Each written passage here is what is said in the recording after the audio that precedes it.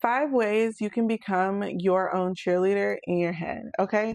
Now, look, I've been through the ringer. Okay. So I already know I used to be my worst enemy, but now I'm my best friend. So you can do it too. Now, number one, let's get real. Okay. You need to be honest with yourself, and not in a I'm just telling the truth type of way. And then you really be nice, nasty with yourself, because that's trifling. That's yourself. Get real, friend. You wouldn't even talk to your mama like that. What is wrong with you? Now, let's sit down. You can call a spade, but you ain't got to say it like that. Okay? Now, I tell myself about myself, but am I about to rip into myself like that? No, ma'am. I'm about to be like, okay, well, why would you do this? Well, I did this because of this. And this. And it's like, well, why that seemed logical at the time, does that make sense now? And the answer is almost usually no. Okay. And what do we learn from that? Well, we learn not to do A, B, and C, or we learn that this is not the environment to divulge certain information, right? So we're learning what was the lesson that we learned. We're going to apply next time. Okay. At the end of the day, don't talk to yourself like she some random H on the street. Okay. You are not a hoe. Okay. You're not some random person on the street. And matter of fact, show them some respect too, because the way you be talking is trifling. Okay. Number two is I always give myself the benefit of the doubt. I don't care how dumb it sounds. I give myself the benefit of the doubt, because that's what I would do to anybody else. And I stopped doing that for everybody else. And I do that for myself. Okay. Because I always know that I have good intentions.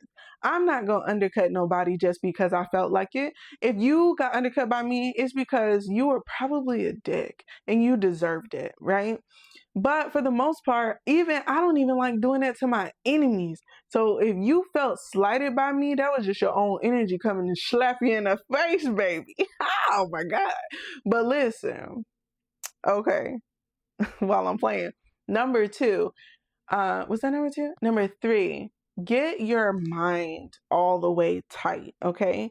Because one thing that you need to understand is that your thoughts are not you. Stop identifying with those. Stop identifying with your thoughts. That doesn't make sense, okay? Sometimes your thoughts are connected to just the frequency of what you are most of the time. So let's say, for example, you're at the frequency of struggle 80% of the time. Then your thoughts are going to align with struggle 80% of the time. Does that make sense? Okay.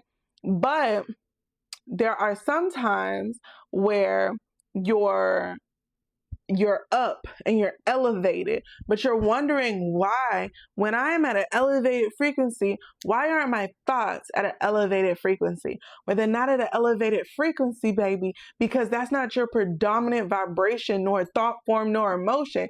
So that means that you can't expect that your thoughts are going to come online, because let's just be real. You have to feel something in order to think something better. And let's be even realer. Okay. Your thoughts are almost the last thing to change. Okay. So that's why it's so important to pay attention to your mind, because your mind is logical. So your mind's going to let any type of vibration in there that resonates with its predominant perception. So you have to change your perception by feeling, saying, and doing things. Those are after thinking, hello, but the thinking is already happening. So we're monitoring the thoughts and not feeding what we don't want. We're encouraging emotions of the things that we do want. We're encouraging our words to say good things, and we're doing those things, right? And so the more we do that, the more the mind gets on board, and we're able to remove negative thought frequencies and tap into making that our predominant reality, because our predominant reality is what we are feeling right now. So however you wake up in the morning, straight dry face and feel, that is your predominant reality, and that's what you're manifesting anytime you need a check-in. Okay.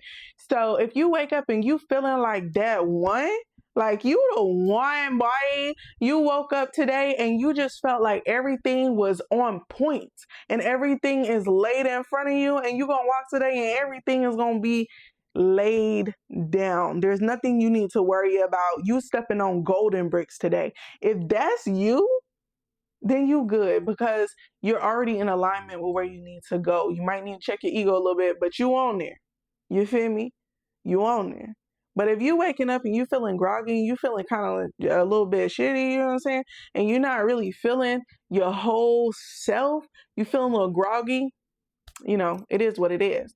Now, the fourth thing is to make sure that you are introducing new thought frequencies. Now, this is one of the hardest things to do, because it makes, basically, you have to be consistent. You have to be consistent and diligent and persistent about this thing. Excuse me, because it takes a little while for it to take, okay? So what this will typically sound out like is like you doing affirmations, you listening to subliminals, you're reprogramming your mind. And as you're reprogramming it, you're introducing new thought frequencies. That means that now your predominant thoughts are going to be mismatched.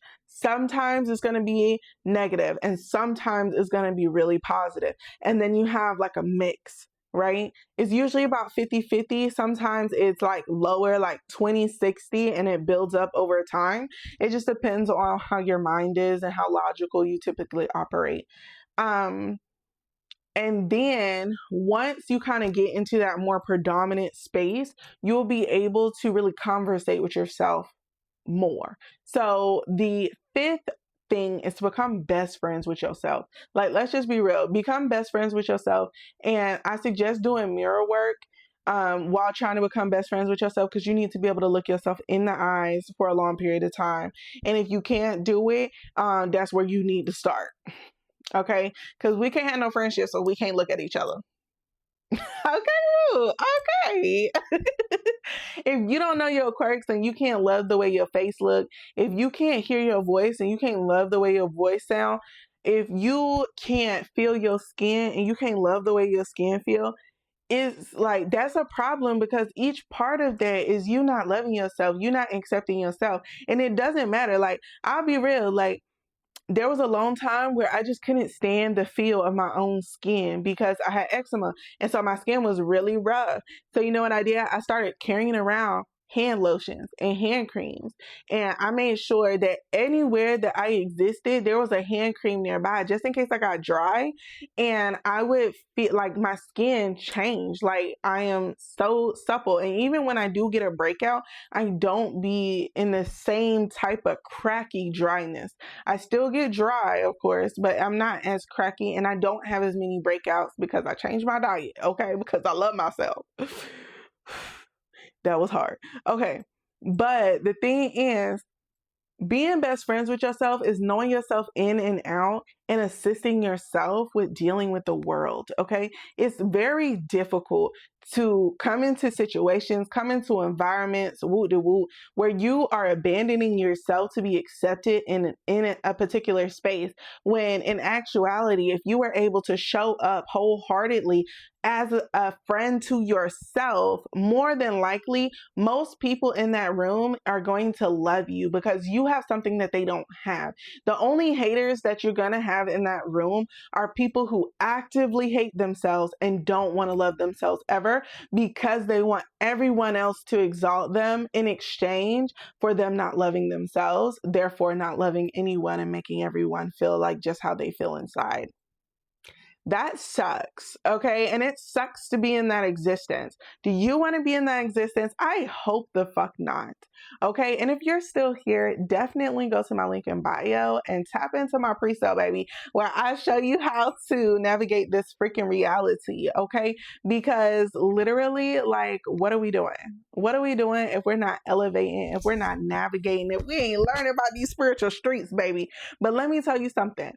These tips will literally change your life, okay?